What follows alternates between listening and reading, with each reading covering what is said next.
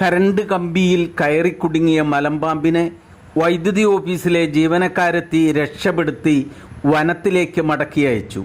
കരുവാരകുണ്ടിലെ മലയോര മേഖലയായ കൽക്കുണ്ടിലാണ് പെരുമ്പാമ്പ് വൈദ്യുതി കമ്പിയിൽ കയറി കുടുങ്ങി തൂങ്ങിയാടി ഏറെ നേരം കിടന്നത്. വനമേഖലയ്ക്ക് ചേർന്ന് ഒലിപ്പുഴയോരത്ത് പുതുതായി നിർമ്മിക്കുന്ന റിസോർട്ടിന് സമീപത്തുള്ള വൈദ്യുതി കമ്പിയിലാണ് പെരുമ്പാമ്പ് കയറി കുടുങ്ങിയത്. വൈദ്യുതി തൂണിനോട് ചേർന്ന് പടർന്നു കയറിയ വള്ളികളിൽ തൂങ്ങിയാണ് പെരുമ്പാമ്പ് ലൈനിൽ എത്തിയതെന്നാണ് നിഗമനം.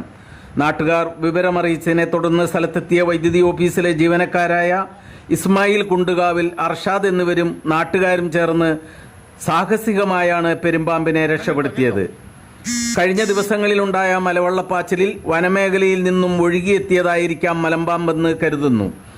എന്നാൽ ജില്ലയിലെ കരുവാരകുണ്ട് ഫോറസ്റ്റ് സ്റ്റേഷൻ പരിധിയിൽ പാമ്പ് വർഗത്തിൽപ്പെട്ട എല്ലാത്തരം ജീവികളെയും എവിടെ നിന്ന് പിടികൂടിയാലും തുടർന്ന് വനം വകുപ്പിനെ ഏൽപ്പിക്കുന്നതും ജീവികളെ വനം വകുപ്പിന്റെ തന്നെ ജീപ്പിൽ കൊണ്ടുവന്ന് ഉൾവനത്തിൽ കൊണ്ടുപോയി വിടുന്നതിന് പകരം മലയോര കാർഷിക മേഖലയിലെ പുഴയോരത്ത് നിക്ഷേപിക്കുന്നത് പതിവ് പരിപാടിയാണെന്നാണ് വനപാലകർക്കെതിരെ പണ്ട് മുതലേ ആക്ഷേപമുയർന്നിട്ടുള്ളത്.